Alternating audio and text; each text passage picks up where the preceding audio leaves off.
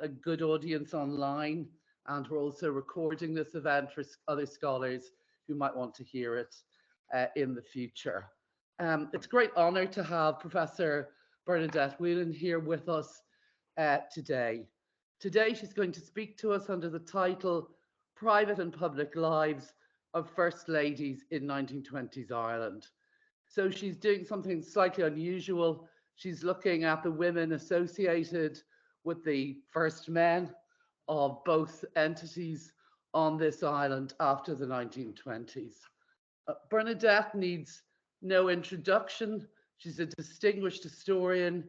She's published extremely broadly on diplomatic relations between Ireland and the US. In fact, she's one of the foremost scholars in that field. Her book of 2 years ago with Cambridge University Press won one of the leading Irish American awards, suitable recognition, I think, for a path-breaking work. After ceasing to teach full time, she's taken over a role within the Documents in Irish Foreign Policy, which are some of the most important archival resources for the history of the 20th century Irish state.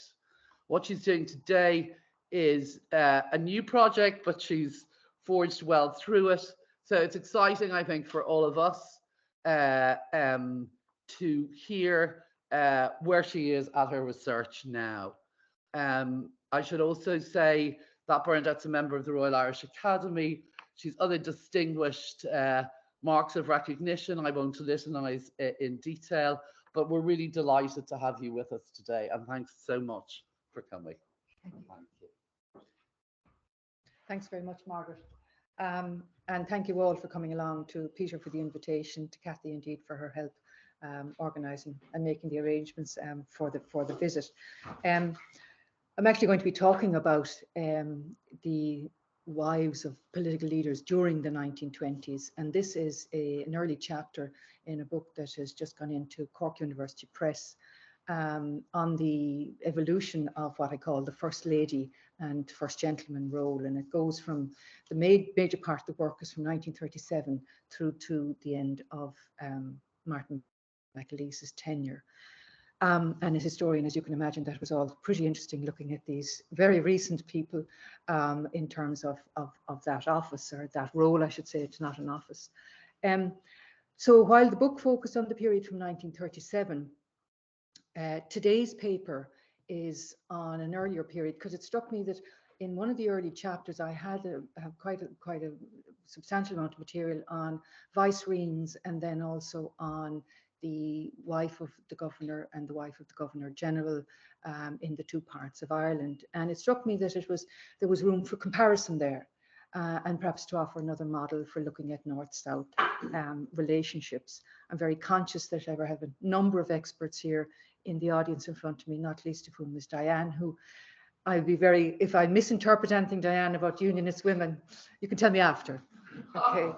But at any rate, in 1920, depending on one's politics, if you were living in Ireland, an individual's loyalty could be to the President of the Irish Republic, which was, as you know, an illegal entity in British eyes, to a Prime Minister in Northern Ireland, and to the British monarch in London, and his representative, the Lord Lieutenant in Dublin.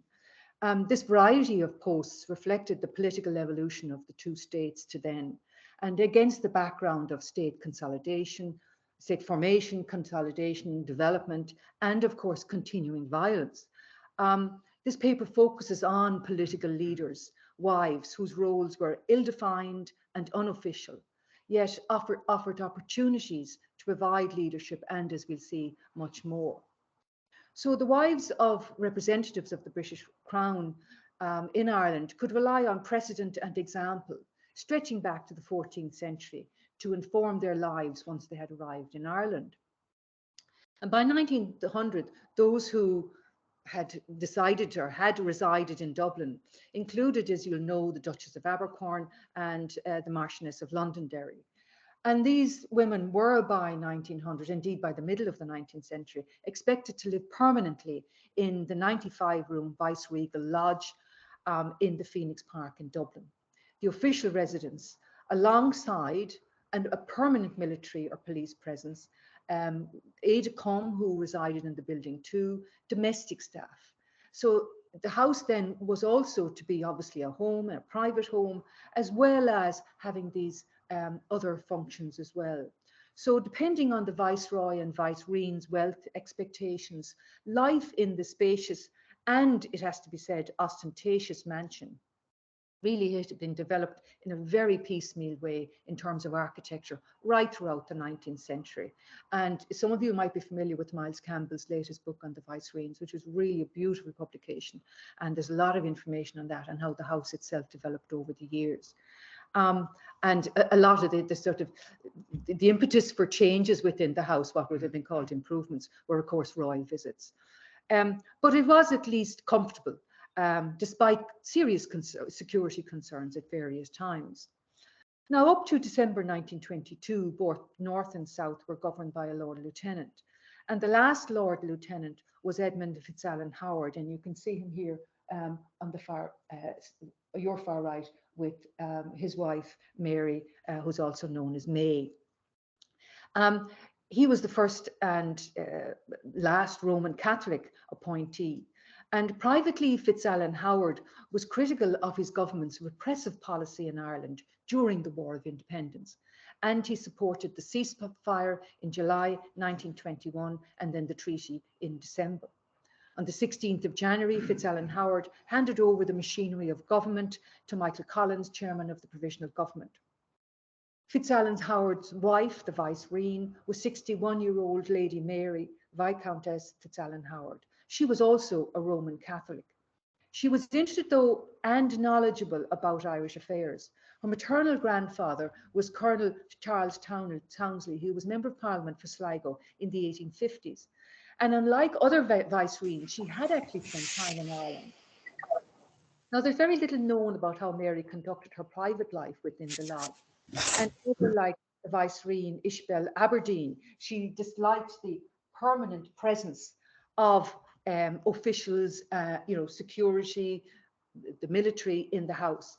Ishbel, though, as we know, managed to carve out a private space. And this is a wonderful, rare, contemporary photograph which shows Ishbel that she had a boudoir, as she called it, providing some insight into her private world. The surfaces, as you can see, are covered with papers and books, large and miniature paintings of children, individuals and animals located on the walls, the ledges, the sideboards, and on her work desk. The carpets and furniture we can't really see there terribly well, but they seem faded. And I think the presence of candles pressures that further electrification was needed in the house, which was absolutely true. What about Mary FitzAlan Howard's public life?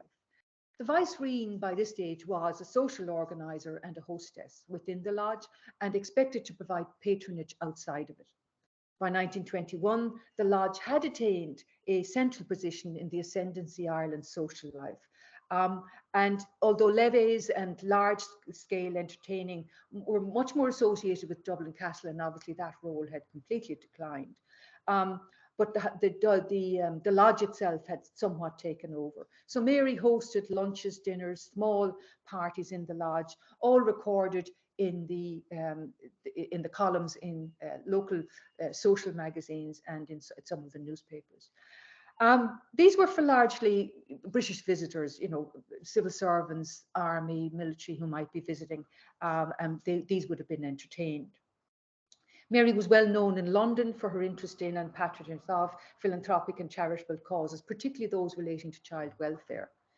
In Ireland, such work by viceroys was criticised by nationalists as paternal welfarism, particularly from the 1880s onwards, when nationalist agitation, as you know, really began to galvanise and strengthened after in support of the emerging nationalist Republican movement. And it's in terms then, but having said that, I think Mary is able to use her patronage to support her own political views. As we know, Teresa Londonderry, her support for Irish industry was more than tokenistic, but was deeply rooted in her unionist political agenda. In 1921, Mary FitzAlan accompanied her husband on visits, but embarked on social her solo visits as well. She supported the work of the Meath Hospital, the Irish Ladies Distress Fund, St. John Ambulance Brigade, and among other groups. She became president of the Lady Dudley nursing scheme operating among the rural poor. Under her presidency, a depot of the Irish Industries Association was established in Grafton Street. She attended cultural events as well, and attended an exhibition of paintings by the well-known Irish artist Letitia Marion May Hamilton, and musical and other types of events at the RDS and, of course, the Abbey Theatre, even though it was more associated with cultural nationalism at this stage. But as figureheads of the crumbling ruling order, the couple, they attended Catholic but also Protestant religious services. And Mary, Cecil Craig described her as a rigid Catholic. And, you know, one would have thought that she would have found some comfort being in Dublin, but not at all. She complained of the very bad influence which the Roman Catholic hierarchy was wielding in Dublin in 1921-22 when she was there, in Southern Ireland more generally. She also said that no priest would say prayers or mass in the lodge for her and for them, and that she had to get a priest from a couple of miles away because the lodge was too much associated with the current regime, albeit not gone yet. She said that, moreover, that every sort of had endured every sort of petty insult as well to her and to her position. Cecil Craig was delighted that the Fitzalans, who visited them in Belfast, were more comfortable in Belfast and during their visit there, because they received, as she said, proper treatment for the first time in June 1921. So Mary Fitzalan and Cecil Craig, they perhaps didn't fully understand, I think, the extent of the political unpopularity of the vice-regal post in 1921 heading into 1922. Their interest, the Fitzalan Howard's interest in equine activities, however, meant that they were able to combine formal duties with personal pastimes. And in terms of those formal duties, attending particularly the RDS, the Leopardstown races, polo in Phoenix Park, the Royal Lodge stand, the Vice-Regal stand then at the RDS, where they did encounter Catholics as well as Protestants. During the final months of their tenure in Ireland, Mary fulfilled a very busy diary until December 22, when the Lord Lieutenant was replaced by the office of Governor of Northern Ireland and the office of Governor General in the Free State.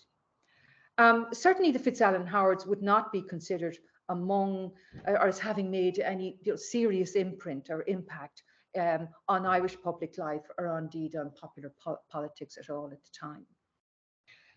Now, in the governor then who replaces Fitzalan Howard in Belfast represented the Crown, assumed the powers previously exercised by the Lord Lieutenant. His role, though, was primarily ceremonial, with the most important and visible duty being to open, prorogue, dissolve Parliament. But his work involved much more work than that, and much more discreet activity. Katie Tate, who is a student here, spoke to this seminar, wrote about the wives of governors of Northern Ireland, noting that they had no official title and no official role. We can say exactly the same thing about wives of presidents right through to today in the Republic. Their privileged position, though, allowed them to take on unofficial leadership roles and exercise soft power in other ways, which was particularly effective in the new evolving state, but also suggests continuities from the Viceroy's period. The first governor of Northern Ireland was James Hamilton, the third Duke of Abercorn, a long-established peerage in Ireland, prominent unionist politician whose grandfather had been viceroy twice in the 1860s and 1870s. As the daughter of the fourth Earl of Lucan, Rosalind Caroline Bingham was an aristocrat in her own right and married Hamilton in 1894. That lovely image of her there up in your far right was taken in 1914. The Abercorn seat, as you know, is Baronscourt in County Tyrone, which also acted as the governor, his official residence until 1925, when Hillsborough Castle became the official residence. So for much of the 1920s, Baronscourt was a private home as well as a centre of official activity. But this was not new to a woman who, with her husband, was deeply involved in Unionist and Tory politics. When Rosalind first came to Ulster, she was little known, but she said that she never felt like a stranger due to people's kindness. Her kindly personality and amiable disposition must have helped this. Immediately, she was launched into public roles as her husband was a Member of Parliament for Londonderry between 1900 and 1913, when he became Duke and assumed his father's seat in the House of Lords. She took an active part in successive parliamentary elections in that constituency. She met electors in their homes, in their workplaces, and addressed public meetings. After 1920, she still continued, as she said, to be active at election time and in constituencies. And after the Government of Ireland Act was published and a number of articles were written in newspapers about them, she wrote to the author asking him, would he ever produce a pamphlet? Because it would be much easier for her and others like her then to try and explain what was involved in that act. As we know, she became involved in the Ulster Unionist Women's Council, becoming president, and was delighted to be on the executive, as she said, and hoped to progress their agenda. She obviously had to resign in 1922 when her husband became governor. After 1922, against the background of continuing instability, riots, disturbances, in addition to accompanying her husband to events, she had a solo schedule, travelling throughout the state and in the United Kingdom. While he was accompanied by RUC security personnel on his solo outings, images of her suggest that a daughter or a friend escorted her, or at one stage Prime Minister Craig. But as we know from Lillian Spender's diaries, the wife of the Northern Ireland Cabinet Secretary, her security was provided by the B Specials, the Ulster Special Constabulary. Rosalind worked for hospitals, welfare schemes, social, cultural and philanthropic organisations, as well as for charities, the British Red Cross, St John Ambulance again. Regarded as a conscientious and inspiring leader, her obituaries noted that none gave her more satisfaction than that of Chief Commissioner for Ulster of the Girl Guides. She was not unable either to, and was modern enough to also resort and use the new medium of radio, and she also appeared in films. So there were British Pathé films about her. In 1929, she spoke directly to, and the title of her lecture was Women of Ulster, further emphasising, I think, her contribution to the government's agenda to create this distinctive northern identity and to link it to the crown. She was regarded as a delightful hostess, including in Barons Court, where at one garden party in August 23, she had hosted a party for 2,500. Clearly, it wasn't an ordinary garden at all that she had. And obviously later at Hillsborough, she did exactly the same. So their private lives, of course, were spread between Northern Ireland and England, and specifically London, and indeed Scotland as well. But in London, they often returned there quite regularly, and as I'm sure you'll all know, there were often notices in newspapers of, the Abercorns have returned, or the Abercorns have left Belfast for London. Her children were married into English aristocratic families, and they then lived and had families in London or in Scotland. She herself underwent medical procedures in London, and they retired there after 1945. She attained many honours during her lifetime, including an honorary degree, Doctor of Laws from Queen's. She died in January 1958, and like her husband, was remembered for her services to Northern Ireland. Both were regarded by Unionists at least as dignified, genial and unpretentious holders of the office. Now, Katie Tate concluded that attitudes towards the Duchess of Abercorn and her successors' public roles was informed by political and religious divisions in the wider society. Even though the new northern state stabilised in 1923, attaining its own governor, government and parliament, and unionist hegemony extended, nationalists boycotted state institutions, and sectarian tensions, as you'll know, remained rife. Against this context, unionists esteemed the governorship, while nationalists, if they thought about it at all, were hostile towards it. The Duchess of Abercorn did not speak publicly on controversial matters, but her influence emerges in the causes to which she and her successors lent their support, typically those connected with the unionist population, mirroring how Vice Reines did it in previous years, and then of course how upper class unionist women did it from the 1880s onwards, particularly after the first Home Rule Bill was introduced. So they were to use their high and social and political influence to promote their own specific political ideas. But a further feature of the Abercorn tenure that struck me was that the close personal and political ties with Lord and Lady Craigavon. James Craig, as you know, was the first Prime Minister of Northern Ireland and head of government. Now, Cecil Tupper was born in London to Sir Daniel and Mary Tupper. She was also a member of British aristocracy who adapted herself to life in Ulster. In addition to supporting charitable and philanthropic groups, she was a founder member of the Ulster Unionist Women's Council, president from 23 to 42. It's clear from her diaries that Cecil encouraged her husband and his political career and participated in all his political activities. Like her husband, she regarded Ulster's destiny as indissolubly linked with that of Britain. And she often talked about politics, and as I say, her diaries are full of material, and even looking through an early publication of Diane's, the edited minutes of the Ulster Unionist Women's Council, you can see there the sharp political brain in action. She spoke publicly about the advantages of living in Northern Ireland over the Free State and had no difficulty about that at all. So much so that Lillian Spender commented, "Lady C is much too fond of talking politics." Cecil hosted official events in their private home and in Stormont Castle, including the Fitzalan Howards in 1921, where she held a hen party, mind you, for the much married and long married Lady Mary, and her husband took Edmund Fitzalan off to his club.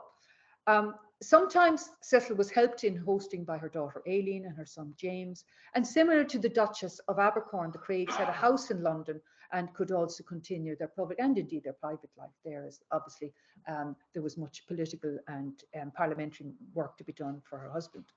Later in 1937, during a royal visit when James Craig was ill, Cecil took responsibility performing most of his public duties. She accompanied him when travelling, indeed, in Ireland before 1922. For example, she was there when he went off to meet De Valera in May 1921, and then also abroad. And there's huge detail in the diaries on those trips. Both Rosalind Hamilton and Cecil Craig shared the common goal of supporting the Northern state, emphasising its distinctiveness and consolidating its legitimacy. Now, December 1922 also brought major upheaval to Irina Healy's life, who was married to the first Governor General that was known in Free State. Born to a Roman Catholic, middle class but professional family.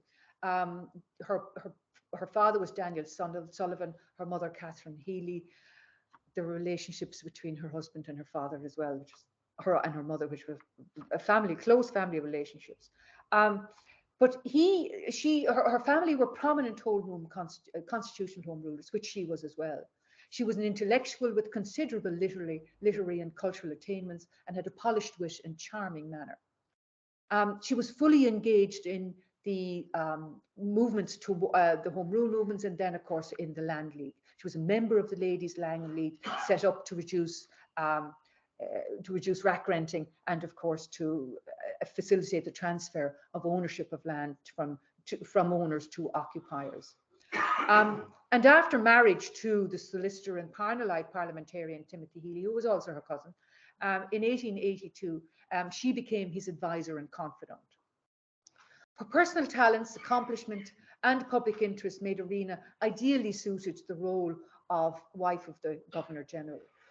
Unfortunately, Irina suffered a severe stroke in 1921, which partially paralysed her and impaired her speech, though not her intellect. Now you can see her over here. She's actually standing over here because initially, when you look at some of the literature, you think that she was completely paralysed and wasn't able to move at all. But clearly, she was actually only paralysed for a period of time and was able to stand, as you can see there, supported by her husband, her daughter, and over here on the far left was Kevin O'Higgins, who was also another relative of the family. But at the same time, it did affect her, and apparently her speech was affected. But as we can see, we will see from some of her intellectual, the level of her engagement, intellectually, she seemed to be unimpaired. Now, unlike the grand ceremonial welcome for the new governor in Northern Ireland, Healy's swearing-in ceremony was almost perfunctory, taking place in his private home. You can see here it's Glenallen, which is in Chapel Lizard in Dublin. This was a portent of future government attitudes towards the post, as we'll see. Unlike the Abercorns, President Cosgrave, first president of the Free State, insisted that the Healys move from their home to the Vice-Regal Lodge in the Phoenix Park. First, because it was empty. Second, it was considered suitable for the post, and it was a visible symbol of that link between Dublin and London. And finally, it would be more easily defended if the Governor-General or his family were attacked during the ongoing Civil War. So the lodge therefore becomes a home as well as fulfilling ceremonial and administrative functions. The structure of the household within the house was no different from what it had been during the Viceregal days. There was a controller of the household, domestic, maintenance, security staff, who all still lived in, which in fact is still the case today in the lodge, which is now known as Áras an Uachtaráin. Soon the Healys believed that the continuous presence of such staff reduced their privacy and emphasised the unfreedom of the office, which many of their successors in Áras an Uachtaráin after 1937 would certainly have agreed with. Not only were the Healys unused to their new surroundings, but Irina, despite her disabilities, she was expected to take on managerial supervision responsibilities within the lodge. Now, as we saw earlier, she was able to stand with support, and she used also a wheelchair to get around the house. A lift had also been installed between 2 floors in the house, which was kind of handy for her. Her private life comprised reading, writing correspondence. She attended daily mass in the lodge's chapel. They'd gotten permission for that from the Archbishop. She visited the gardens, welcomed friends and family. And among the latter during the Civil War period was her sister Anne and her young daughters, who came to stay following the IRA's murder of Anne's husband, Dr. Thomas O'Higgins, on the 11th of February 1923, and the burning of the family home in Stradbally, County Laois. Now, the Civil War years were anxious ones for the Healy family, as the Governor-General believed that he was a target for murder and his home for burning by the anti-treaty IRA. Security around the lodge increased after the February murder, but Irina's support for the Free State remained steadfast. Prior to the ending of the Civil War, she viewed a regiment of Free State soldiers marching through the Phoenix Park, and she said, "They're our own." Now, even though Tim Healy was an approved candidate and the Cosgrave government treated the Governor-General with courtesy, the government also undermined his position, regarding it simply as a cipher to the British side and really as just part of that treaty bargain, unlike in the north, where the governor was regarded as a key part of the administration. The Southern government insisted that the Governor-General had none of the conspicuous ceremony associated with British rule, and all expenditure was monitored by officials, politicians, journalists for any, as they described, illegal spending, which Tim Healy was never very happy with. Nevertheless, Irina's daughters, Maeve and Elizabeth, less so Irina, acted as hostess in the lodge for dinners, for lunches, garden parties and dances. And irrespective, though, of who was visiting and of who was hostess, the lodge remained an important social venue for visitors, considered important by the Free State government. And a group that is particularly welcome are Americans, and any of those who might be interested in investing in Ireland, and obviously those who also Roman Catholic hierarchy, American Roman Catholic members of the Roman Catholic hierarchy as well. You can just see there one set of visitors who came to the house. Outside the lodge, Irina accompanied her husband to a Free State Army ball, but more often than not, it was Maeve and Elizabeth who accompanied their father on many of his social duties, as did his nephew, Minister Kevin O'Higgins, and sometimes Lord de Lavery's as well. And indeed, there was criticism made of Lady Hazel Lavery that she would have liked to have been a Lady Viceregal herself and been appointed there, as we know from Hazel, Marie, you'll know, what's her name, Hazel's book on Lady Lavery? Sinead McCool, sorry, yeah, Sinead McCool. In June 1927, Irina fell ill and died on the 8th of July, just 2 days before Kevin O'Higgins was assassinated. An obituary writer commented that Irina's personal attributes and intellectual appreciation and inspirations made her undoubtedly a most useful asset to her husband in the making of his career. The fragmentary evidence, and it is fragmentary, that we have of Irina's life, particularly her support for constitutional home rule and the treaty, suggests, though, that she would have relished the opportunity to perform the role of wife of the governor general in the Free State. Now, we stated that the Rosalind Abercorn had personal and political links and ties to Cecil Craig, and that both women served the Northern State as the husband is head of state and the other husband is head of government. In the South, Irina Healy was married to the head of state, and Louisa Cosgrave was married to the head of government. And she was born Louisa Flanagan in 1882 into a wealthy Catholic family, steeped also in home rule and particularly the constitutional path. She was raised in Portmatton House, which was an impressive detached house on the South Circular Road in Dublin, where she enjoyed a comfortable lifestyle with servants and a father who indulged her, particularly after he was widowed. Louisa's son Liam described her as a quiet person with a mild character, but she did also enjoy company and had a great sense of humour. She was also interested in public and political affairs, was member of the Board of Governors of the Royal Hospital for Incurables in Dublin prior to 1922. After her marriage to William T. Cosgrave in 1919, she resided in Beach Park House, which was a 5-bedroom detached house on its own land on Scholarstown Road, which was a house given to Louisa by her father as a wedding present, and it remained in her ownership right through to her death. And indeed, then her son began to live in it until he then built a house nearby. The lands were eventually flogged in the 1970s and 80s in nice leafy South County Dublin for a lot of money, as you can imagine. But it was hers and it was her house. Indeed, even when cattle was kept on the lands, the cattle were in her name as well. Alongside rearing her children, Liam and Mahal, and running her household, her personal interests included reading, music. She had a great interest in art, horses, hosting and visiting family and friends, and charitable work, particularly among the Roman Catholic poorer classes in Dublin. Like her husband, she supported the Anglo-Irish Treaty of December 1921. Indeed, while it was being debated in the Mansion House, Louisa was shopping in Switzer's shop on Grafton Street when she heard the anti-treaty Common Amman organisation planned to hoist the Union Jack flag above the Mansion House to illustrate to the deputies the consequences of approval of the treaty, continued British rule. She carried this quite astonishing news, as she called it, to her husband and his colleagues. The flag was not raised. Throughout 1922 and 1923, her husband, like Tim Healy, was under a kidnap threat as well from the IRA, and her house and her home, which was also a centre of political activity, was also a target for anti-treaty forces. In her case, in January 1923, Beach Park was raided and largely burnt down. The damage forced the family to move out and split up.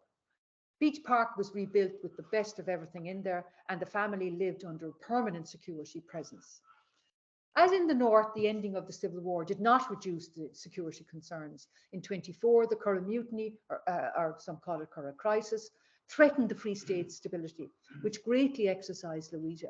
Indeed, she brought it up in conversation with Min Mulcahy, who was the wife of Minister Mulcahy.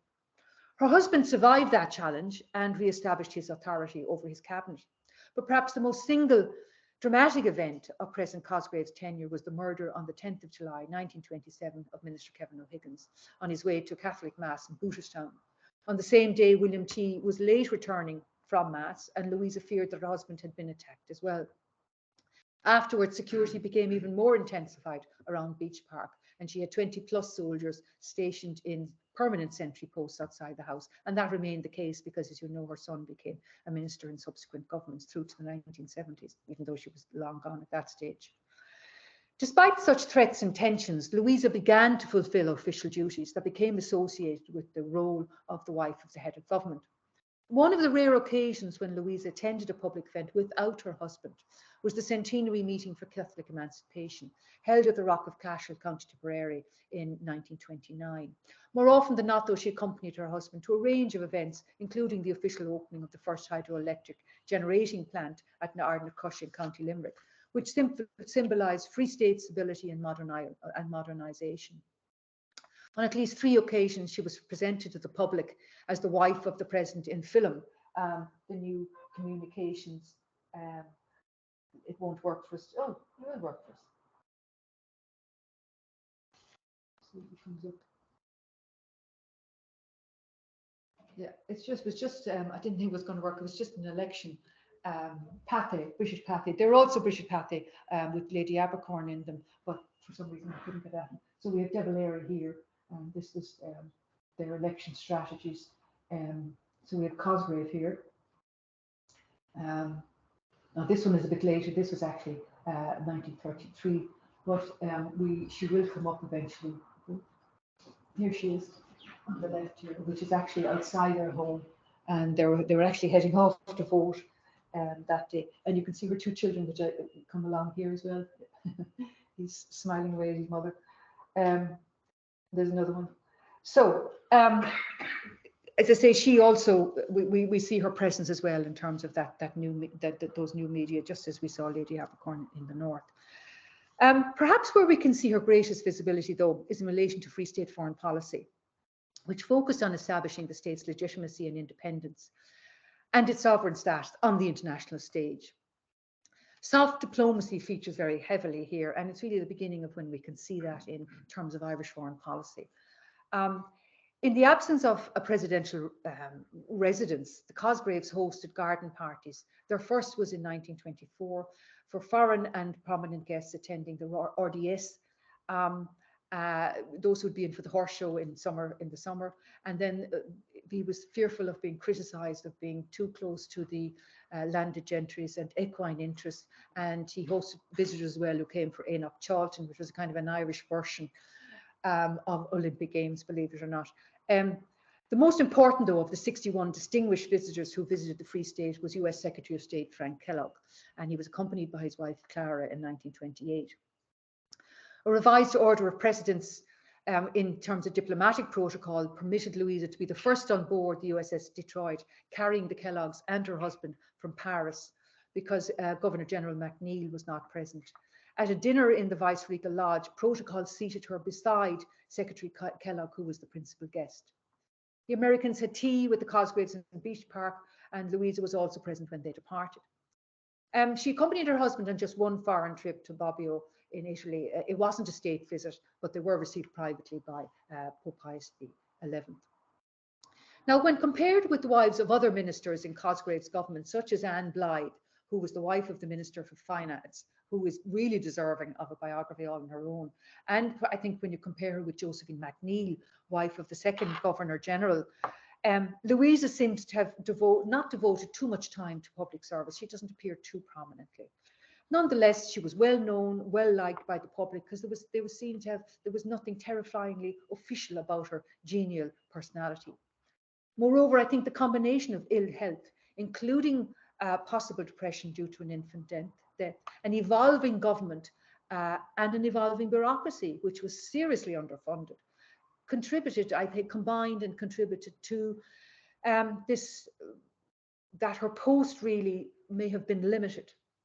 But I think the existence also of another reason for that is that nationalists who opposed the treaty and partition, at least until 1926, and supported Eamon de Valera as president of the still illegal Irish Republic, was married to Sinead Flanagan, and Sinead de Valera was also the wife of a president at this time. We know she was born again to a Catholic, this time lower middle class, Republican family, Lawrence and Margaret Flanagan. And even though they were, the Flanagans were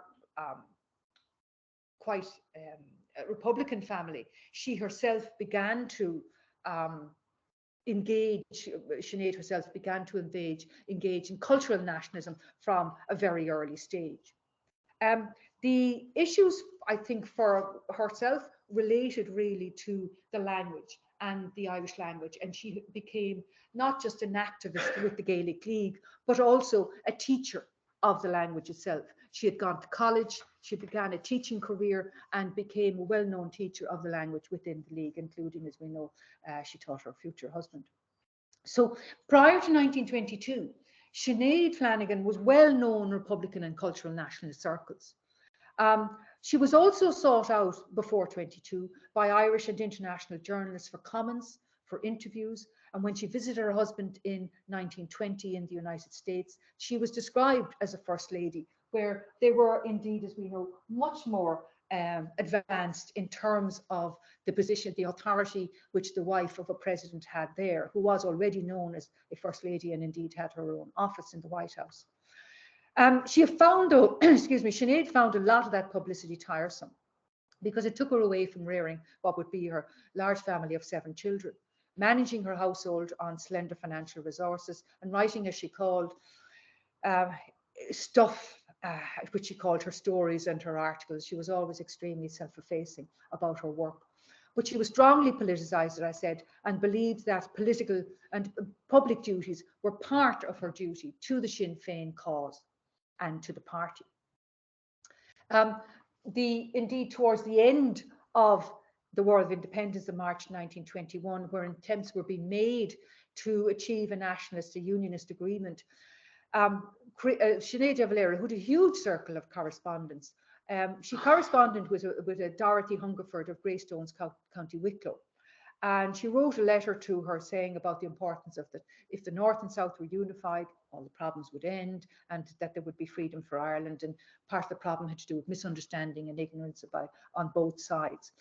And that it would just require sitting down, which was definitely too late at that stage. But Hungerford sent on that letter to James Craig. And he replied, and he sent the letter back as well. He was asked to send it back. And he said, I will give very sympathetic consideration to any requests that may reach me for a meeting with Mr. de Valera. There were many others who were calling for meetings for that meeting as well. It did take place, but de Valera concluded the ending of the war was a matter for London. Craig said that he would never meet him again.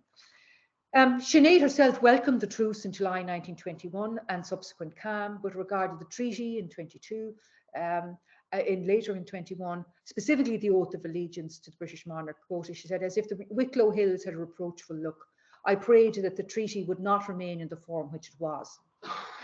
The de Valera's anti-treaty position signalled a new phase in their personal and public lives. She admitted that people were anxious for peace, but I think in years to come, people would be glad to say they were anti-treaty.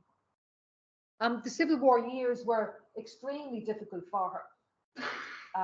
Oh, that's just something I came across. There was correspondence between Alice Milligan here in Belfast, and as you can see there, her address, and with Eamon de Valera. And she supported de Valera in his opposition to the treaty, but she kind of undermines her argument, as you can see a little bit. She believed that the decision was supernaturally made for her to oppose the treaty by the automatic writings of her dead brothers. So anyway, that was Alice Milligan. But what we see more interestingly, I think, here is the threat to Sinead de Valera and indeed other wives of anti-treaty personnel. And it's from the Brother Allen collection at Military Archives in Dublin. And you can see it's part of that kind of anti-treaty propaganda campaign where they're, seem to have been targeting these defenseless women. During that period, she got on with her responsibilities, moved house to one of the many rented houses that de Valera's had until the mid-30s. It was raided on many occasions by soldiers. On one occasion, she was indignant that a soldier laughed when I spoke Irish as if it were a joke. She believed it was, quote, the saddest to be raided by our own people. As the Civil War dragged on, she assisted in a mediation effort by passing on documents which Edith Ellis, an English Quaker and peace activist, left with her to give to her husband, to Eamon de Valera, who agreed with the sentiments, but obviously said he could not do anything, as in the same as James Craig. Even though the anti-treatyites announced a ceasefire in April 1923, Sinead de Valera life remained turbulent. Her husband, as you know, continued to be detained. She often didn't know about his whereabouts. She continued to had to make prison visits, manage her household. She took her children on holiday. During that sojourn in Roundstone, County Galway, a journalist asked her if her husband would be joining her. She said, official business must be attended to first. Her wish not to be photographed was suspected, and she obviously had that nuance and experience not to ask, not to be photographed. She also found time, though, to deliver a lecture in Florence Hall in Bray at a Sinn Féin concert in aid of the Republican Election Fund. And during it, she appealed to the girls of Ireland, just as Cecil Craig appealed to the women of Ulster as well, to realise their power and responsibility to do something, particularly to promote the Irish language. And she was given, the newspaper report indicated she was given an enthusiastic reception by a crowded house. This activism on behalf of the Irish language was, as I said, central to the cultivation of a distinct national identity in the South. But it would help to define her public life and belie the view that Sinead was shy and reserved. From an early time, it seems to me that she prioritised her time. In March 1926, Eamon de Valera resigned as president of Sinn Féin and the Irish Republic, thus ending Sinead's tenure as the wife of the president for the first time at least. Now, the 1920s, in conclusion, it was a decade where we see many similarities between North and South in terms of the political, social, economic difficulties that each new state faced, each under the shadow of violence. Different strategies were used to implement their political goals and indeed policies. This snapshot of the lives of Lady Mary Fitzalan, Howard, Duchess Rosalind of Abercorn, Lady Cecil Craigavon, Irina Healy, Louisa Cosgrave, Sinead de Valera, reveals that their roles and activities were informed by political and personal factors, by class, by wealth, expectation, religion, politics. They often, as we've seen, they had very dissimilar views on each, but each woman shared her husband and his party's political values. And each woman performed duties in the national interest, thereby accustoming the public to a female role model at the top of the political hierarchy who could provide leadership and patronage, which would be defining features of the First Lady, of a modern First Lady role in the future. I just want to finish off with Anthony Malcolmson wrote a lovely review of Campbell's book on vicereines, where he finishes us with, it introduces into what is largely a historiographical vacuum the simple fact that the vicereines, when present and active, usefully or otherwise, are an element in the Irish political, economic and cultural situation, which has to be reckoned with in any assessment of any individual viceroyalty or of the viceregal system as a whole. It seems to me the exact same point can be made around these women who were wives of political leaders during the 1920s. Thank you very much.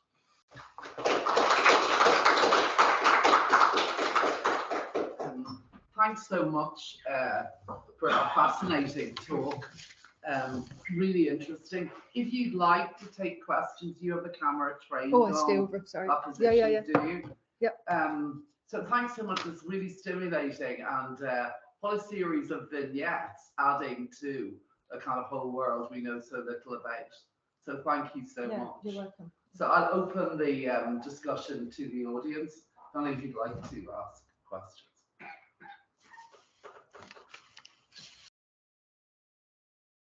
Diane. You're on safe ground. It's all right. Off you go. Thank you. Thank you. That was really, really interesting. I love to see an all-Ireland study as well. There's throws up so many questions, but I'll restrain myself. You mentioned about the roles of these women being undefined. I'm just wondering, is that beneficial? Do they have wiggle room, or are they constrained by being the wife, the background force? Yeah, I mean, I think you're absolutely right. I mean, in one way, I think you're right. I mean, I think, but what happens is, while they are, in a way, there's sort of no limits on them, there are certain expected gender roles that they're expected to perform within the house, outside the house, in relation to particular charities only, which are, as we know, largely social, cultural, and less so anything terribly controversial. Though I do think that when you look at Cecil Craig in particular, now am I correcting, is she Cecil or Cecil? I actually don't know. I've always called her Cecil. Yeah. Just because of the spelling. Yeah. Yeah. Okay, we call her Cecil. We'll call her. It's a bit late to be changing, but anyway, yeah. I mean, so I think that, so I think they do push the boundaries out for themselves, and in the context, I think, of Northern Ireland, there's no reason for them to push back into anything. You know, they might be regarded as being overly controversial at times, but it was all for the same cause. It was all for the same issue. And therefore, I think that, and what might have been the limiting factor was, as I say, gendered expectations. But their work was just enormous in terms of what they engaged in, both as I say, inside, but particularly then outside, and how they engaged with, albeit, you know, I mean, it comes from privilege, and it comes from that position of privilege. Yet, they could have eschewed it. They could have not engaged with it at all, you know. And I think in the South, I think it's Sinead de Valera really where you see that, where you really see her active on behalf of the Gaelic League. She kind of almost does it as well, independently of her husband. And even when he's in office, even when de Valera is in office, from 32 onwards, and his educational policy is kind of moving slightly away from particularly having the Irish language as being used widely in public and being used, and particularly in education circles. I mean, she's quite clear that they're not doing enough, and that her husband's government isn't doing enough, and that you know, almost everybody should be forced to speak Irish in all sorts of environments, urban, rural, etc., etc. But she keeps going, and she doesn't change her position at all. What's interesting in the terms of the South is it's really when a bureaucracy grows up around the office of the president from 38 onwards, when you have an official president, Uachtaráin na hÉireann, living in Áras an Uachtaráin. When you have that official bureaucracy, and particularly there's head of the secretariat there was Michael McDunphy. Michael McDunphy? Yeah. Yeah. That he begins to put in place the kind of unwritten rules. Now, there's a whole, he comes up with the kind of first handbook about the duties of the president. The references in it to women largely relate, fortunately, to having a pension, which was useful. But outside that, there's not much else. But there were these other unwritten rules that they had in place, so that the work of who becomes the First Lady after 37, 38, although still ill-defined, although still doesn't have a title, it becomes a little bit more narrow, because he decides almost, you know, invitations that come in, what's going to be accepted. He may or may not tell her, you know, what those positions, what those invitations were. So yeah, I mean, and it's one of the things I'm kind of grappling at the moment. Like in the States, you have the office of the First Lady, and elsewhere, you know, Macron tried to do it in France and was quickly shot down he created kind of a different and more nebulous type of role for his wife. But so the office of the First Lady, on the one hand, it could be, you know, as we know in the States, it can give much more resources, much more clout, but at the same time, it's much more open then to public scrutiny because it's publicly funded. You know, and that's what these women really didn't have to deal with.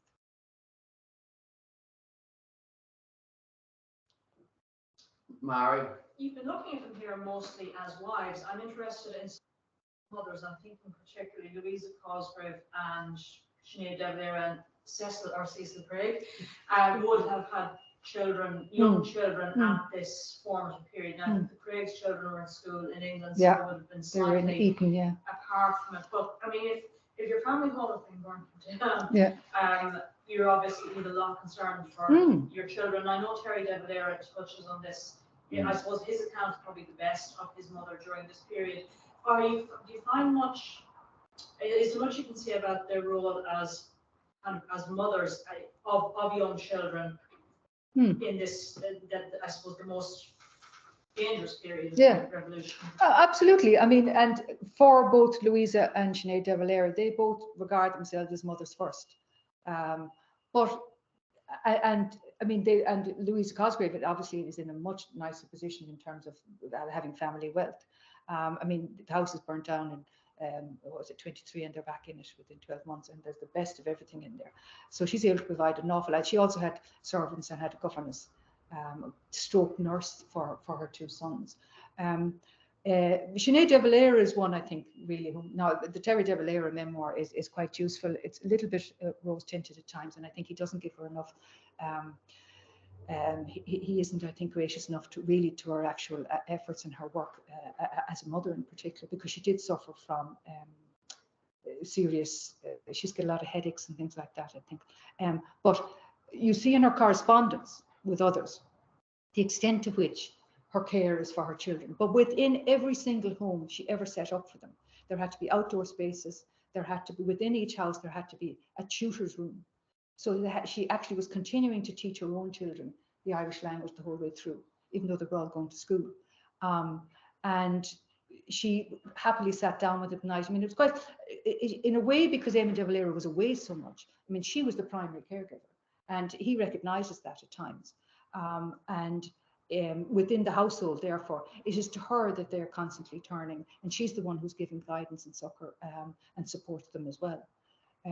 So she's extremely important, and they are for her primary duties. But you see, at the same time, alongside that is this extremely strong political belief and cultural belief in the language. And she is able, I mean, she's always saying, I'm rushing here and there, there's such a mix-up in my life. She's writing those phrases from, 1919 right through to her death almost, how busy she is, and she has so much on hand. Because then, of course, she gets involved with her grandchildren. One of the reasons she hates going to the Ors in 1959 is because she's looking after 2 grandchildren whose mother had died early, and she hates leaving them. And she's still engaged even in trying to find a housekeeper for them. She always had sisters, she had family, and so did Louisa Cosgrave as well, even though, as I say, they were more kind of on an equal. But she had resources to employ people. But Sinead, as I say, she always had a maid, one maid, for what was really quite a large household. So yeah, she balances all those things. And I think I get the sense from just a little bit I've read of Cecil Craig's diaries, her children come into it quite a lot. And even though they're at school in England, she's constantly talking about them, where they've been taken, trips they've made, how she kind of wants to keep them educated around public matters, them visiting her, and she visiting them. And I think that you can get a sense of a close relationship there as well, Peter?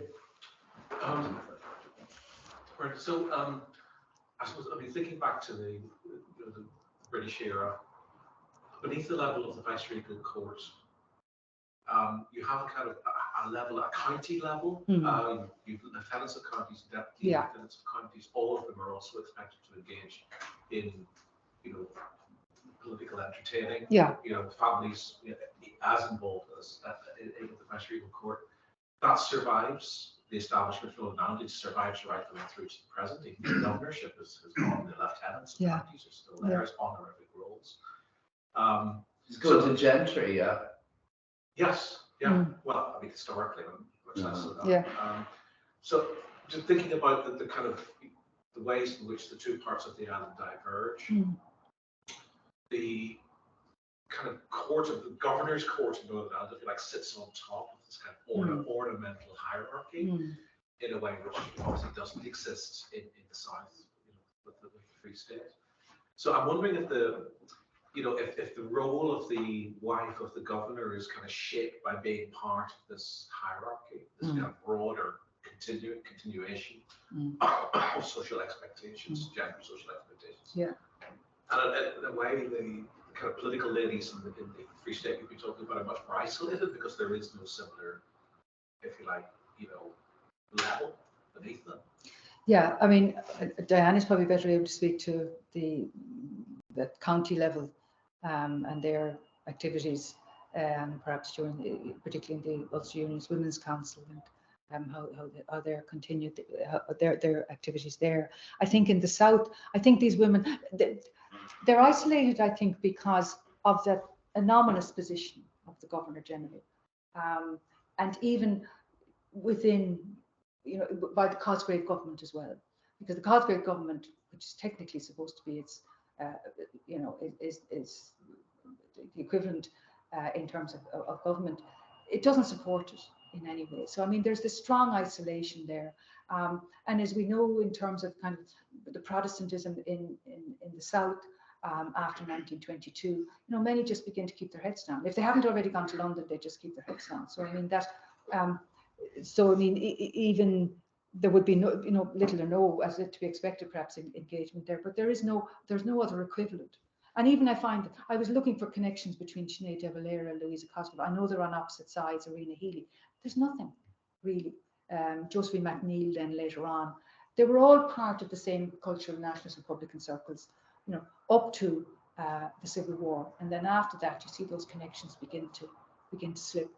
And there's very little cross-reference even in letters or diaries or anything like that. One of the last references I found is to that kind of county level of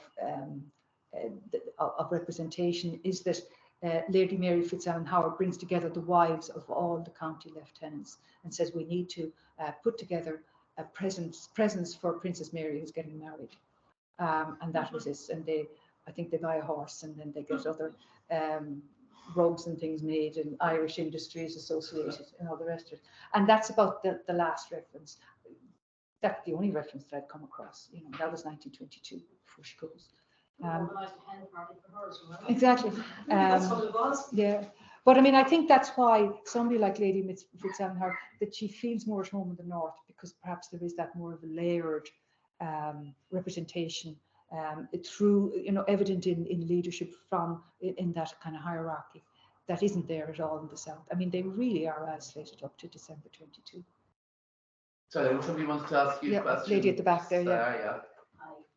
You mentioned that the disclosed shared the same political beliefs as their husbands. Yeah. Is there any evidence of occasions when they actually did have a significant disagreement?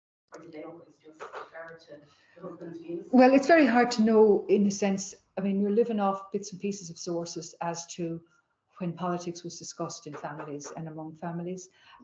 It's very clear, though, that if you look at the backgrounds of these women, that they come out of the same kind of political backgrounds as their husbands did. So, and you look at them through the significant activities like the 1916 War of Independence, Civil War, etc. That's where you see commonalities as well. But as I said, what interested me most was actually that Sinead de Valera, Eamon de Valera divergence, particularly as to how the Irish language should be promoted within Southern Irish society. There is a big divergence there. But that's really, you see it through her activities. You don't see it through, they do have, Terry de Valera talks about them having differences of opinions at home. But that he wasn't home that often really. It's really until he retires from active politics and takes on the presidency in '59. But by that stage, she's in his 80s or whatever. So I mean, it's not as if there's going to be major differences there. Louisa Cosgrave, is very hard to know what kind of, her son, Liam, there's his reminiscences in the Royal Irish Academy. It's quite a large thing. But he's very little to say about his mother. She was wonderful. She was nice. She was kind. She was this, that, the other thing, even though she doesn't die until 1958. But you do get a sense that she was very much Common Gael, Fine Gael, and there was no reason for her to have any divergent opinions from that of her husband or his government. Thanks very much. I just had a question about how conscious do you think these women were in terms of their own significance? And is there an attempt by many of them to curate their own legacies in terms of memoirs or diaries? I suppose just from the work I've been done, you'll find that the anti-treaty women, there definitely is that impulse to preserve their memories because they see themselves at odds with the state and the environment around them. Is it a case that these women, because of their situation within prison, do they have that same desire to leave a legacy? I don't like imposing any kind of contemporary things on the past, because these women, you can ask the question, were these women feminists, and I don't see them in any way like that. But what I do see is, even though they all encouraged the vote and wanted women to vote and women to secure the vote, and particularly to have any limitations on it removed. But I think that, Sinead de Valera would have been horrified to have her letters written, to have her letters read subsequently. But she was constantly corresponding and constantly letter writing. She wrote in the De Valera papers, there are literally only 2 pages, which she dictated to, I think it might have been a son. And it's just a very little snapshot by a biography of her, autobiography of her life. And she gives these little details about her family and her aunts and her sisters and that kind of thing. That's it. There's nothing else. And you have to go, I mean, even in the De Valera papers, there is very little correspondence of hers. You have to go off into other people's archives that she corresponded with to actually get stuff. So there's no attempt by her at all to curate her life. But she didn't even see it as significant anyway, I mean, except for her role in the Irish language.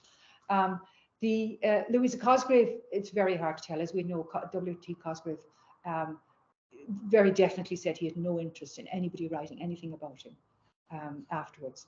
And presumably that continued with his wife as well, who also wouldn't have seen her life as Irina Healy. There are a few papers there. Her daughter, her husband did up a kind of a memoir, and it was a daughter who actually put the memoir together in the end. She's bits and pieces in that about her mother, but nothing much there at all. So in terms of the Southern women, there's absolutely no attempt to curate anything. Those women who were pro-treaty, and even Sinead de Valera, who's anti-treaty. In terms of the North, I mean, I think Cecil Craig's diaries are certainly made to be read subsequently. What do you think, Dan? Yeah, no, absolutely. The originals were destroyed. So we have surviving typescript extracts prepared for Cynthia Irvine's biography of her husband. So there's definitely a level of self-curation. We don't know what went. What survives is fairly lively. Yeah. It is. Yeah. Did she edit it herself, Diane? As far as I know, they're her extracts. Yeah, we can. But they run to nearly 500 pages, and are really interesting. Yeah. And what she kind of pens as well. You know, sometimes letters from a Catholic woman. There's one that's in there saying, picking up a Marie's point, everything that you've been through. You know, you're getting enough credits, and she kept that. You know. So, yeah, there's variations, I think. And I think she had a sense that she was part of history and was important. Yeah. Unapologetic. There's a lot of personal pronouns in there. And yeah.